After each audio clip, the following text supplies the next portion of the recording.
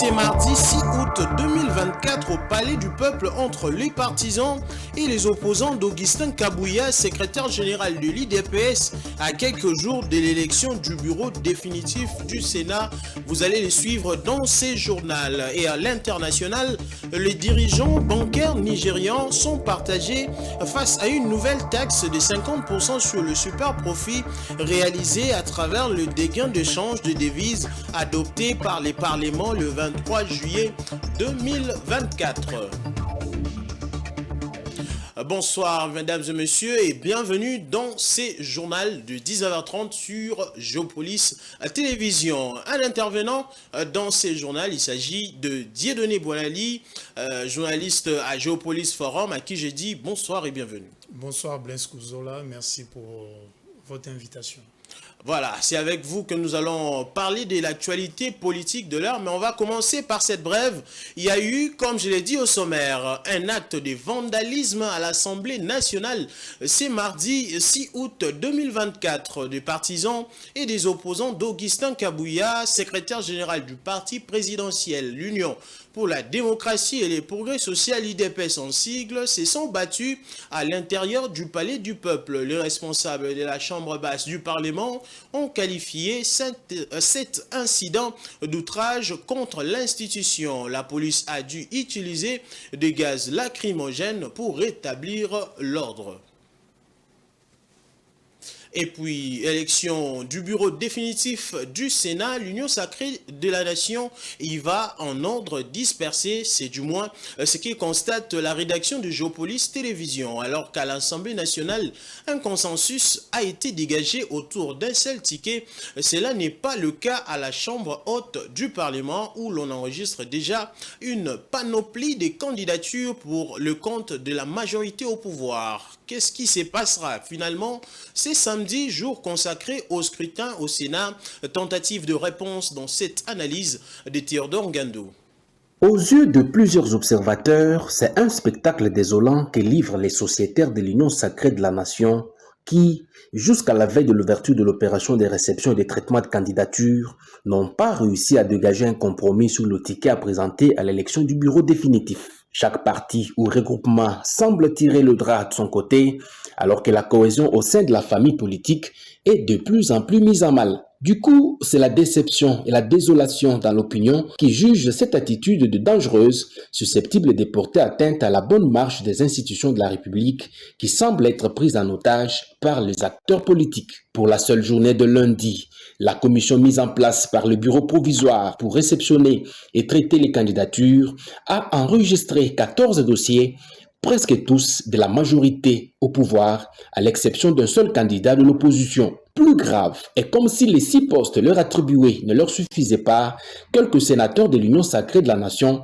convoitent même le seul poste de rapporteur adjoint réservé par consensus à l'opposition politique à la Chambre haute du Parlement. Dans l'opinion, l'on dénonce la gourmandise et l'égoïsme des hommes politiques congolais qui ne visent que leurs propres intérêts au détriment des intérêts de la population qui attend beaucoup d'eux. En sa qualité de chef de la majorité, le président de la République est ici appelé à siffler la fin de la récréation au sein de sa propre famille politique où partis et regroupements politiques membres semblent livrer à la face du monde un spectacle désolant qui frise un manque de cohésion en interne. Seul, et alors seul, le chef de l'État. Voilà. Dieudonné Boinali, je reviens vers vous. Nous allons parler bien évidemment de cette élection de bureau définitif au Sénat. Alors la première question déjà, c'est quoi l'enjeu de la mise en place de ces bureaux définitifs du Sénat? Merci Blaise Kouzola pour votre question. Je rappelle ici que la République démocratique du Congo a organisé les élections générales le 20 décembre 2023. À l'issue de ces élections, il y a eu la recomposition ou le renouvellement du paysage politique congolais. Nous avons élu au suffrage universel direct les chefs de l'État, qui fait partie des institutions politiques du pays. À l'issue de ces élections aussi, il y a eu une majorité parlementaire qui s'est dégagée. Et au moment où nous parlons, nous sommes en train d'amorcer les derniers virages pour l'installation complète et totale de toutes les institutions issues des élections. La dernière institution qui était restée, c'était le Sénat au niveau national, et au niveau des exécutifs, au niveau du Congo profond, il nous manquait l'installation des bureaux définitifs des assemblées provinciales et puis des exécutifs provinciaux. C'est un grand scrutin, une grande élection, parce que le président du Sénat n'est pas n'importe qui à la lecture de l'actuelle constitution qui régit notre pays, et au regard aussi de la succession au pouvoir en cas de décès, d'empêchement définitif ou de vacances au niveau de la fonction président de la République, institution. Voilà, alors vous avez parlé des enjeux de ces élections, hein, de ces bureaux définitifs. Alors dites-nous un peu pourquoi la mise en place de ces bureaux définitifs de l'Assemblée, de la Chambre haute du Parlement au Sénat a pris plus de temps que prévu, parce que l'Assemblée nationale a été déjà installée depuis, mais le Sénat a eu beaucoup plus de problèmes à être installé. C'est quoi donc la cause? Bon, il y a trois raisons. Bien que le Sénat, considéré comme la Chambre haute, a préséance sur l'Assemblée nationale, considéré à juste titre aussi comme la Chambre basse du Parlement congolais, qui est bicamérale. Nous avons donc deux chambres, le Sénat et l'Assemblée nationale. La première raison, il fallait commencer d'abord par installer et organiser la prestation de serment du président de la République, qui s'est succédé à lui-même. Et la cérémonie a eu lieu au mois de janvier, et juste après la proclamation des résultats définitifs par la Cour constitutionnelle. S'en suivra maintenant l'installation de l'Assemblée nationale avant l'installation du Sénat. Pourquoi? Parce que le gouvernement de la République, je parle du gouvernement central, est responsable devant l'Assemblée nationale. Il fallait doter vite les pays d'un gouvernement central dont le chef de l'exécutif est Madame Judith Soumina Touloukwa. Celle-ci, juste après sa nomination, devait venir avec un programme gouvernemental qui devait être examiné à l'Assemblée nationale, et puis solliciter le vote de son gouvernement, et qui sera sanctionné aussi par la fin par l'investiture du gouvernement. Donc, comprenez qu'aucun parti politique, la Constitution dit, le Premier ministre est issu de la majorité parlementaire. Mais à l'issue de ces élections, sur les 500 députés qui composent l'Assemblée nationale, il n'y a aucun parti politique dans les microcosmes politiques congolais est arrivé à réunir 250 plus un député. Il a fallu maintenant, d'après négociation, ça nous a coûté le temps, ça a pris, ça n'a pas été du tout facile pour réunir tous les grands partis, les grands regroupements qui avaient quelques députés pour dégager cette majorité. Et puis bon, une chose est de dégager la majorité parlementaire, une autre c'est de faire le partage du gâteau qui continue à poser des problèmes jusqu'à aujourd'hui. Vous avez vu dans les premiers éléments qui a été diffusé, et vous avez vu les combattants et les militants d'un même parti politique qualifié de parti présidentiel se sont bâtis à l'hémicycle, et pourtant le siège du Parlement est sacré.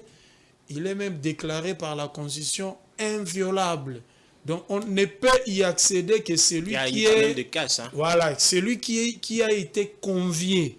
Donc, en dehors des députés nationaux, des sénateurs, des membres du gouvernement qui sont convoqués dans le cadre de l'exercice de leur mission en tant que députés, il y a que nous, les journalistes, dans le cadre de notre travail de reporting, mais pour les autres membres, à part les agents de l'administration, du secrétariat général à l'Assemblée nationale, du secrétariat général au Sénat, les restes du monde là, pour y accéder, il faut y avoir été convié. Mais malheureusement, Aujourd'hui, nous avons assisté à une scène de désolation.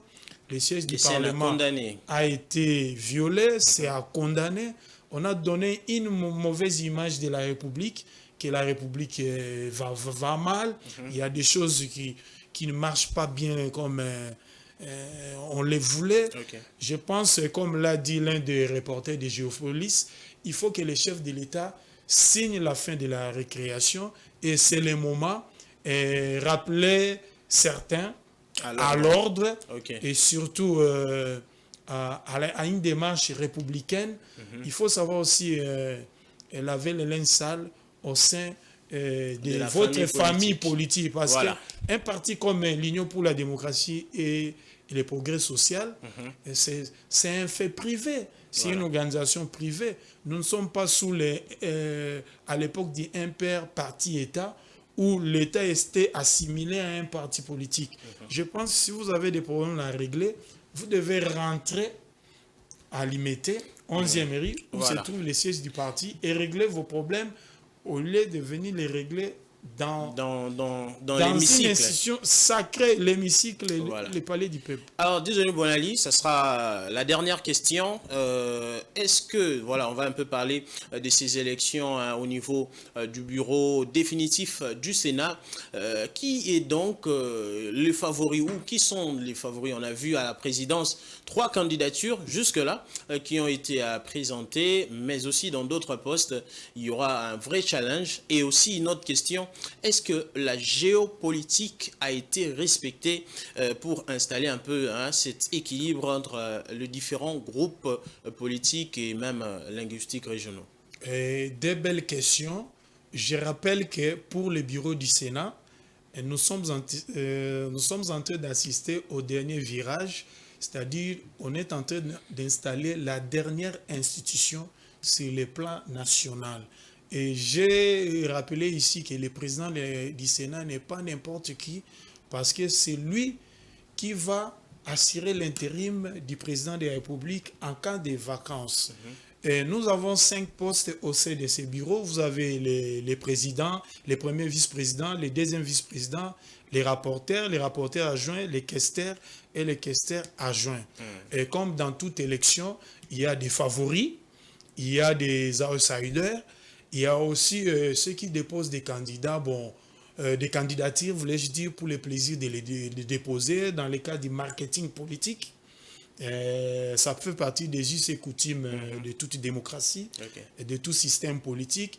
Il y a d'autres aussi qui déposent des candidatures pour faire un peu les chantages à la famille politique Union Sacrée pour la Nation, pour n'avoir pas retrouvé sa place pendant le partage du gâteau à tous les niveaux du pouvoir. Maintenant, je vais citer quelques favoris. Il y a eu beaucoup de candidatures, 14, mais à la présidence, l'archiste favori, c'est Jean-Michel Samalukonde Kyenge, l'ancien Premier ministre. C'est l'étiquette de l'Union sacrée de la Nation, jusqu'à preuve du contraire. L'Union sacrée dispersée. Mais il bénéficie encore de la confiance de la population, de la confiance du chef de l'État, le président de la République, Félix-Antoine Tshisekedi, et surtout que les Katanga, lors du partage du gâteau, l'espace linguistique, le Grand Katanga, ne s'est pas encore retrouvé. Nous avons un président de l'Assemblée nationale qui est de l'espace Grand Kivu. Vous avez le Premier ministre qui est du bloc ouest, Madame Judith Suminwa Tuluka. Le président de la République lui-même est de l'espace Grand Kasaï. Donc, il manque quelqu'un qui doit représenter et le Grand Nord, la partie orientale du pays, et le Grand Sud, l'espace Grand Katanga. Donc, Samalukonde est bien parti pour remporter cette élection. À côté de lui, maintenant, il y a un outsider. Il s'appelle Idriss Afani Mangala. Le candidat lui, il est le candidat de l'IDPS et de toute la mosaïque. Et puis vous avez un autre, les doyens d'âge, le patriarche de la nation, Jonas Mukamba. Lui, il est le candidat du FPAU. Pour la première vice-présidence, vous avez Christophe Lutundu Apala qui revient. Vous avez Kalala, Wakalala.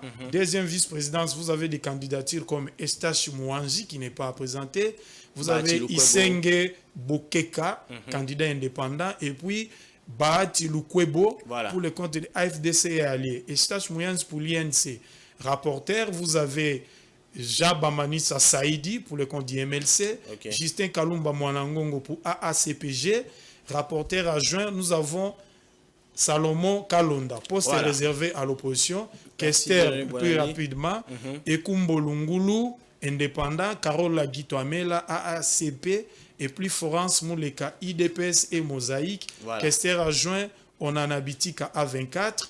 Et puis vous avez Baende Etafé pour l'opposition. Cette liste n'est pas exhaustive, faute de temps. On n'a pas pu énumérer les noms de toutes les candidatures. Alors on retiendra que le rendez-vous est donc pris pour ce samedi 10 août 2024 pour l'élection et l'installation du bureau du Sénat. Je termine, il y a une question à laquelle je n'ai pas répondu. Il sera mal placé pour l'actuelle gouvernance de ne pas donner les fauteuils de la présidente du Sénat à l'espace Grand Katanga parce que tous les grands, 3 sur 4 groupes linguistiques ont déjà eu leur part du gâteau. Je pense que c'est le temps du Katanga pour gouverner et gérer le Sénat. Merci beaucoup à Dieudonné Boilali. Ça sera l'équilibre et justice pour l'apaisement aussi de l'esprit et puis dans le cadre aussi de la cohésion nationale. Merci Dieudonné Boilali pour votre intervention.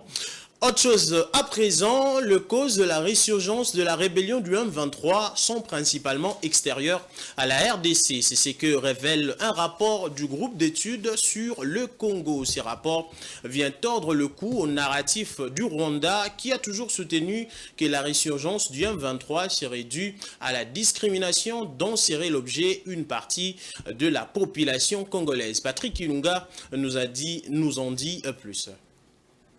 Intitulé « La résurgence du M23, rivalité régionale, politique des donateurs et blocage du processus de paix », le rapport de l'ONG Bouteli et du groupe d'études sur la RDC confirme une thèse qui est en réalité un secret de polichinelle. Le Rwanda, principal soutien du M23, a usé des subterfuges et de raisons fallacieuses pour lancer la guerre en RDC. Pour l'Institut de recherche Bouteli et le groupe d'études sur le Congo, le facteur le plus important de la résurgence du M23 est un sentiment d'isolement ressenti par le Rwanda, lorsque, en 2021, l'Ouganda et la RDC se sont rapprochés pour des raisons économiques mais aussi sécuritaires, avec une opération militaire contre le groupe armé ADF. Les raisons sont donc dans le contexte régional, lit-on dans le rapport des Bouteli. D'après ce rapport, Kigali, à l'époque en froid avec l'Ouganda, a eu un sentiment d'isolement lorsque les équipes ougandaises avaient lancé les travaux de construction des routes devant relier les provinces du Nord Kivu et l'Ituri à Kampala. Ce rapprochement entre la RDC et l'Ouganda était susceptible d'exclure le Rwanda du commerce lucratif entre l'Est du Congo et la côte de l'Afrique de l'Est. Pourtant, les autorités du Rwanda ne cessent de raconter à qui veut les entendre la raison d'une supposée violence contre les Tutsis en RDC et la menace que représentent les FDLR, un groupe armé impliqué dans le génocide du Rwanda en 1994.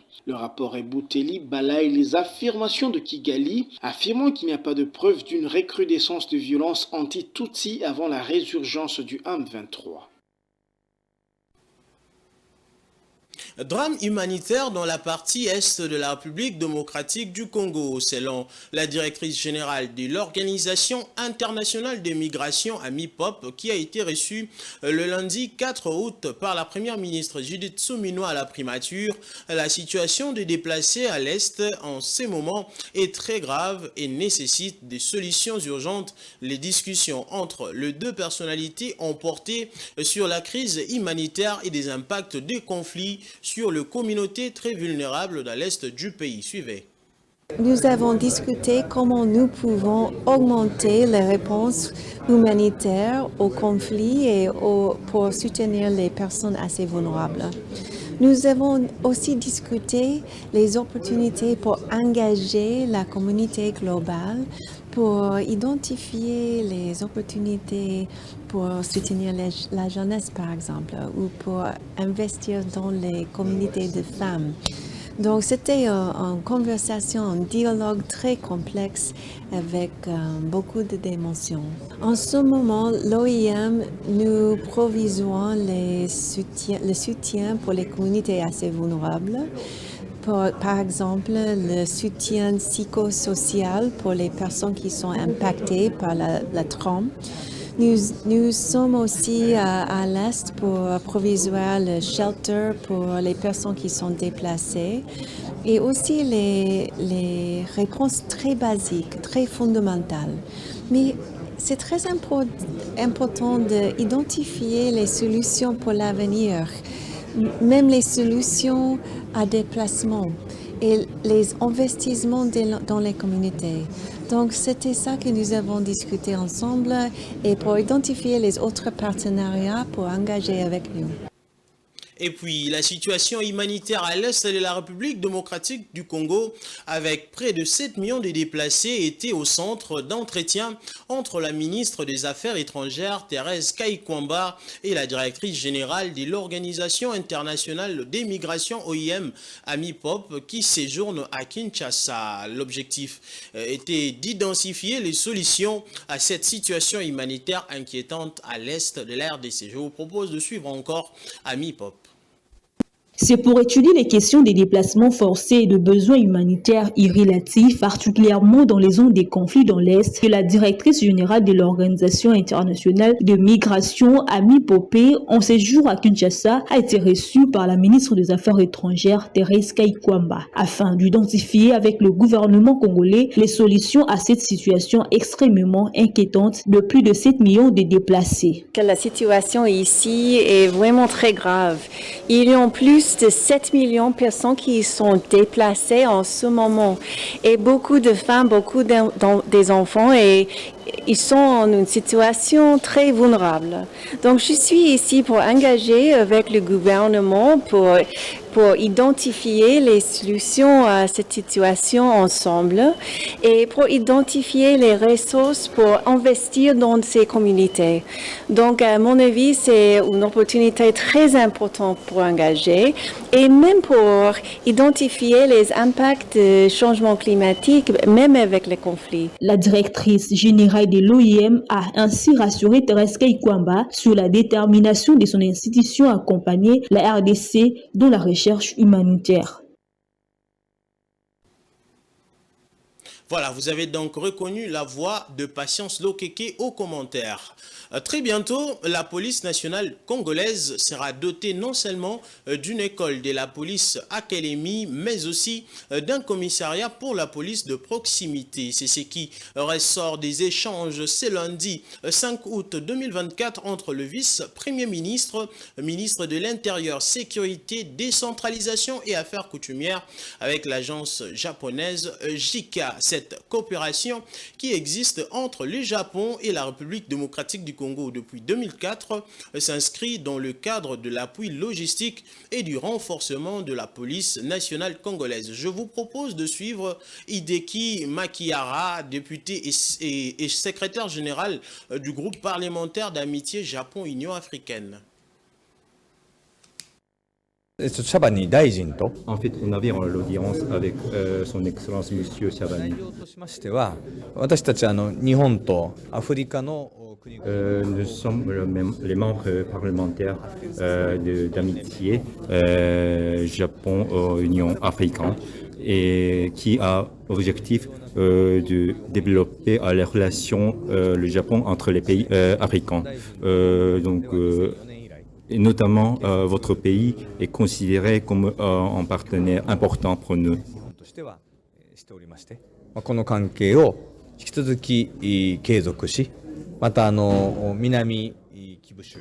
On a abordé les sujets, notamment les coopérations qui a continué depuis 2004, notamment en coopération policière entre le Japon et votre pays. Le ministre a également affirmé son souhait de notre intervention et la soutien, notamment sur le maintien de la paix après le retrait des troupes MONUSCO. Le commissariat nous a expliqué que les besoins de votre pays et la formation et les équipements.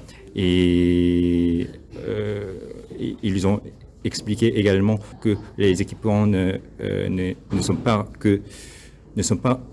des armes, mais c'est plutôt les équipements contre yacht. Dans un autre registre, c'est mardi 6 août 2024, l'avocat du commissaire divisionnaire adjoint de la ville-province de Kinshasa, Blaise Kilimbalimba, a déposé une plainte au parquet général près la cour d'appel de Kinshasa-Gombe. Cette démarche fait suite aux menaces proférées par un individu nommé Kitenge Joël, qui aurait non seulement tenté de discréditer l'image de la police nationale, mais également d'interférer dans les systèmes judiciaires. Écoutez l'avocat du général au micro de Don Momat. Nous sommes venus au parquet général près de la cour d'appel de Kinshasa-Gombe déposer une plainte. Nous avons été consultés par le général Kilimbalimba, l'inspecteur provincial de la police nationale ville de Kinshasa, qui se plaint contre le sieur Kitenge Joël. Cet homme s'est permis de caricaturer l'image de la police jusqu'à menacer, donner des instructions en lieu et place du ministère public, donner des instructions à la police pour pouvoir libérer des personnes qui ont été arrêtées et qui sont plutôt jugées en procédure de flagrance, qui n'ont rien à voir avec le général Kilimbalimba. Nous comprenons là que les commanditaires des troubles et du désordre, des crimes et même de l'insécurité, des troubles à l'ordre public dans ces contrées, c'est publiquement dévoilé. Donc c'est cet homme-là qui était recherché, les commanditaires, l'auteur intellectuel, le complice de ces actes-là infractionnels, s'est dévoilé lui-même. Alors, le général se plaint et il a déposé plainte au parquet général pour diffamation, pour outrage à la police nationale, pour intimidation, imputation dommageable, chantage et trafic d'influence. Nous avons saisi le procureur général qui va s'atteler pour pouvoir rapidement mettre la main sur cet incivique pour que la lumière soit faite et qu'il soit déféré devant la justice, qu'il subisse toute la rigueur de la loi. Parce que nous devons comprendre que le principe de droit est clair, parce que nous sommes dans un état de droit. Le principe est que nul n'est au-dessus de la loi. Aucun Congolais ne peut se réclamer être au-dessus de la loi et jusqu'à menacer la police. Vous comprendrez que si la police est menacée, elle ne doit pas faire son travail parce qu'il y a des kidams, de personnalités qui ont le pouvoir plus que la police, alors nous ne sommes plus dans l'état de droit, nous sommes dans la jungle et que le droit, même le pouvoir, serait dans la rue. Or, ça c'est insulter la mémoire du fait Étienne Tshisekedi Mulumba, c'est insulter les chefs de l'État qui prônent sur les credos de l'état de droit.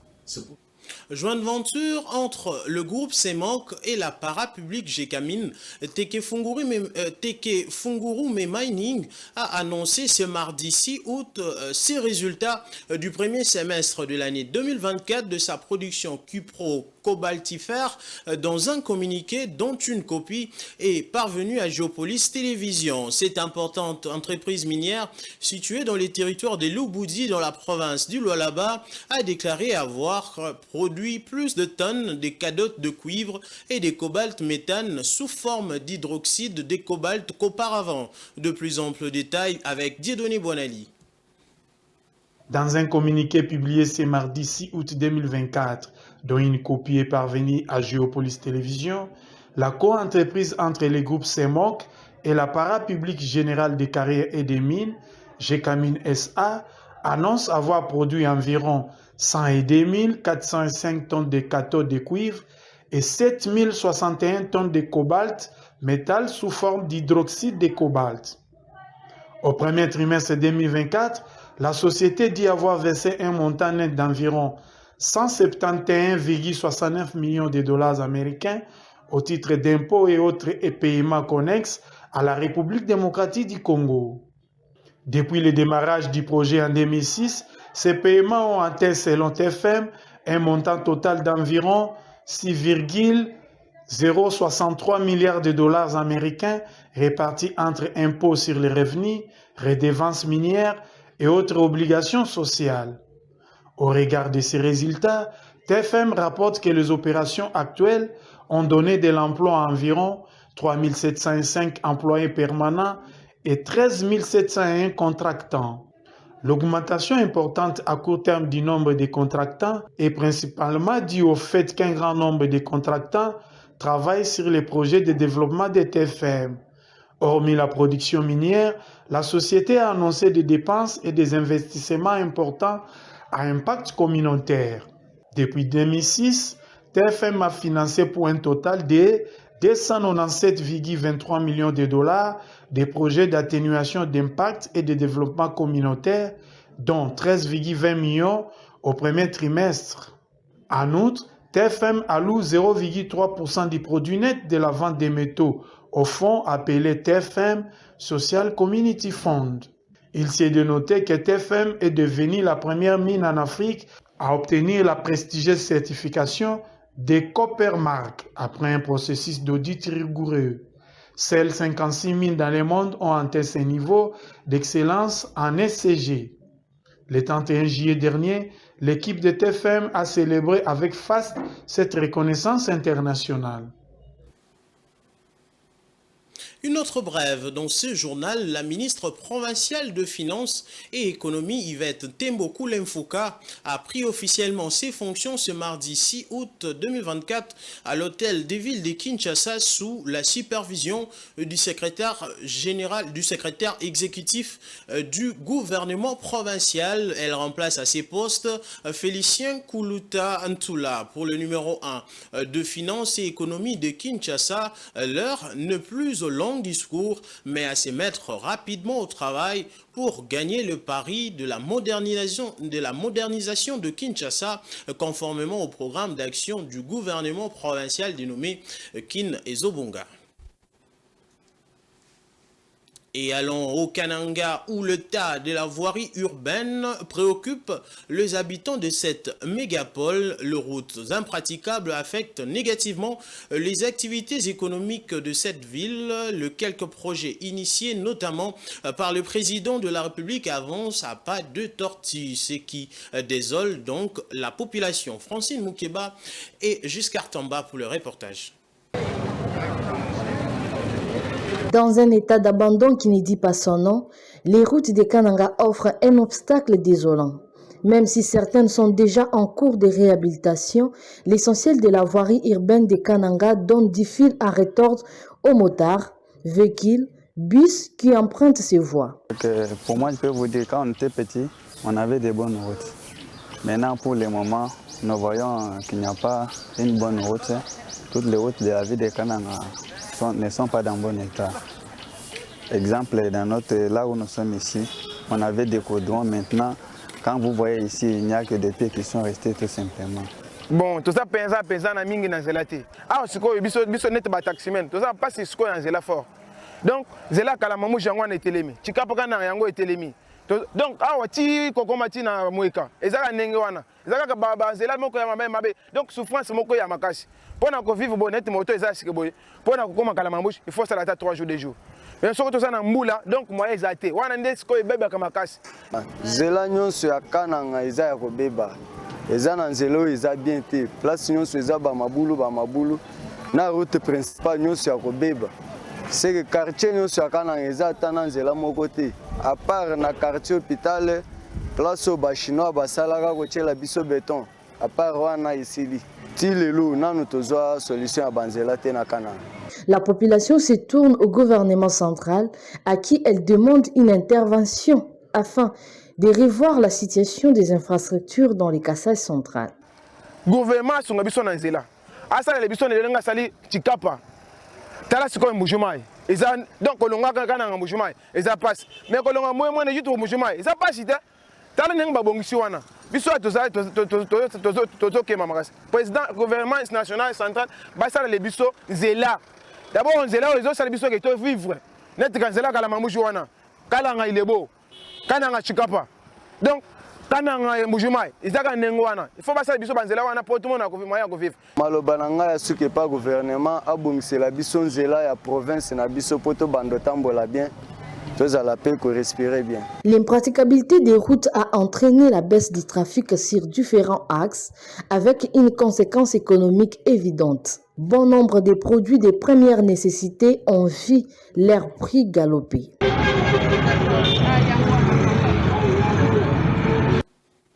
Et en sport, la Coupe d'Afrique de Nations de handball dames aura bel et bien lieu à Kinshasa cette année. Ces assises se tiendront du 26 novembre au 7 décembre 2024. Plus de détails avec Rachel Missenga. L'organisation de la Coupe d'Afrique de Nations de handball féminin 2024 à Kinshasa, capitale de la République démocratique du Congo, est annoncée du 26 novembre au 7 décembre selon un communiqué. En collaboration avec Challenge Sport Event, la Fédération de handball du Congo démocratique organise la 26e édition de la Coupe d'Afrique de Nations de handball senior dames du 26 novembre au 7 décembre 2024 à Kinshasa, a-t-on lu dans le communiqué. Organisée par la Confédération africaine de handball, cette 26e édition va réunir le meilleure équipe nationale africaine féminine de cette discipline. Cette CAN de handball féminin senior sera une première d'une telle envergure en République démocratique du Congo qui, depuis le jeu de la francophonie qu'elle a organisé, a doté les pays de nombreuses infrastructures sportives pour son organisation. À titre de rappel, la dernière édition, la 25e de la série organisée à Dakar au Sénégal, remportée par l'Angola face au Cameroun par 29 à 19.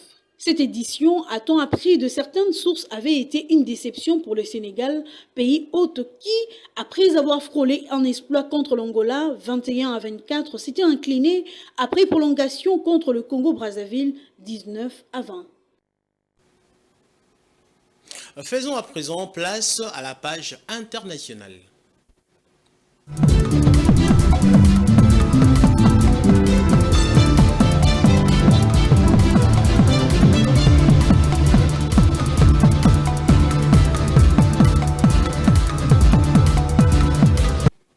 Une annonce de l'association des dirigeants de banques au Nigeria est attendue sur le sujet le 2 août. Mais déjà, l'opposition favorable de Tony Elumelu et de Femi Odetola, des figures influentes du secteur bancaire, ne font pas consensus. Rachel Missenga pour plus de détails. Les dirigeants bancaires nigériens sont partagés face à une nouvelle taxe de 50% sur le super profit réalisé à travers les gains de change des devises, adoptée par le Parlement le 23 juillet 2024. Cette mesure, qui est soutenue par certaines figures influentes du secteur, divise l'industrie financière du pays le plus peuplé en Afrique. Selon les médias locaux, Tony Elumelu, président de l'unité Bank of African, a déclaré à sa sortie d'une rencontre avec le président Bola Tinubu « Nous soutenons les gouvernements concernant cette taxe ». Cependant, l'association des dirigeants de banques nigérianes reste prudente, promettant une communication officielle après son assemblée générale le 12 août. Le président, qui est aussi le PDG de First City Monument Bank Group, a déjà exprimé ses réserves, expliquant que seulement 10% de gains de change rapportés sont réellement réalisés. Une révélation qui soulève des questions sur la transparence des rapports financiers présentés aux investisseurs. Les banques soulignent plusieurs risques. Il y a tout d'abord l'impact sur la trésorerie. On a déjà appris que le gain comptable ne se traduise par les avoirs liquides. Il y a ensuite le risque de crédit. Les débiteurs dépendants des importations pourraient avoir du mal à rembourser leurs prêts en raison d'une augmentation de leurs charges. Il y a enfin des nouvelles exigences en capital. La mesure intervient alors que la Banque centrale demande déjà une augmentation de fonds propres. Cela pourrait affecter la capacité future de banques à poursuivre leur expansion africaine alors que les départs de banques occidentales continuent de créer un vide à compenser. Aussi, on a noté une regain d'intérêt des investisseurs étrangers pour les secteurs bancaires, car celui-ci offre des opportunités de rendement intéressantes au regard de croissance des marges. Au premier trimestre, le secteur avait reçu jusqu'à 2 milliards de dollars. L'évolution de choses est à suivre. On va maintenant prendre le journal paru dans la ville de Kinshasa. C'est mardi 6 août 2024 avec cette revue de presse rendue par Damani Mujinga.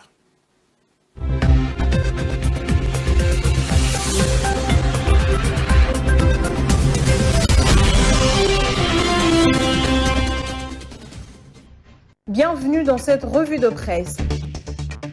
La bataille pour la présidence du Sénat fait l'objet des journaux parus ce mardi 6 août 2024 dans la capitale congolaise Kinshasa. Sénat écrit en gras Forum des As, la bataille des candidatures est lancée. Samalou Kondé est en course pour la présidence tandis que Kalonda, porte-étendard de l'opposition à la Chambre haute, est également dans la compétition. Élu du Haut-Katanga pour le compte d'ensemble, parti cher à Moïse Katumbi, Kalonda s'est officiellement déclaré candidat au poste de rapporteur adjoint du bureau définitif du Sénat. Il entend ainsi représenter les voix discordantes au sein de la Chambre haute. Le sénateur Jean-Michel Samalou Kondé, quant à lui, souhaite pérenniser les acquis du président Félix Tshisekedi en postulant pour la présidence du Sénat. Selon la Prospérité, le Premier ministre honoraire bénéficie déjà de la confiance du chef de l'État pour briguer le perchoir du Sénat et n'a pas voulu attendre le deuxième jour pour officialiser ses ambitions légitimes pour ce poste. Le problème est qu'il n'est pas le seul à convoiter ce poste au sein de sa majorité. Jonas Mukamba nourrit la même ambition. Rappelle Info 27, la majorité présidentielle se prépare, écrit le journal, à une épreuve particulière épineuse, la multitude des candidatures pour chaque poste, y compris celles réservées à l'opposition, révèle une absence d'unité qui augure une compétition féroce, sauf en cas de compromis politique de dernière minute. L'ex-premier ministre fait face également à l'UDPS, le parti au pouvoir, qui, dans la logique de la conservation du pouvoir, ne semble pas disposé à céder le poste de président du Sénat, qui fait office de remplaçant constitutionnel du chef de l'État. Ainsi, au duel Sama Mukamba, un outsider pourrait se profiler pour surprendre. Référence Plus revient avec le VPM de la Défense sur les défis sécuritaires qui ralentissent le développement socio-économique de la RDC. Selon Guy Mwadiavinta, le pays est confronté à des conflits armés, des foyers de tension interethniques, le terrorisme, la piraterie maritime, la prolifération des armes légères et des petits calibres, ainsi qu'aux violations des droits de l'homme. Terminons cette revue avec le journal qui revient sur la condamnation de Glencore pour corruption en RDC en Suisse. Les procureurs fédéraux suisses ont déclaré lundi qu'ils avaient déclaré l'unité internationale de Glencore pénalement responsable et ont ordonné aux géants des matières premières de payer plus de 150 millions de dollars d'amende et de compensation après avoir mis fin à une enquête sur la corruption liée à l'industrie minière de la République démocratique du Congo il y a plus d'une décennie. C'est la fin de cette revue de presse. Au revoir.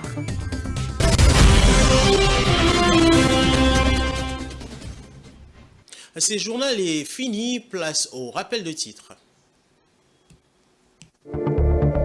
Des échauffourées ont éclaté ce mardi 6 août 2024 au Palais du Peuple entre les partisans et les opposants d'Augustin Kabouyache, secrétaire général de l'UDPS, à quelques jours de l'élection du bureau définitif du Sénat. Et à l'international, vous l'avez suivi, les dirigeants bancaires nigérians sont partagés face à une nouvelle taxe de 50% sur les super profits réalisés à travers le dégain de charges de devises adopté par le Parlement le 23 juillet 2024.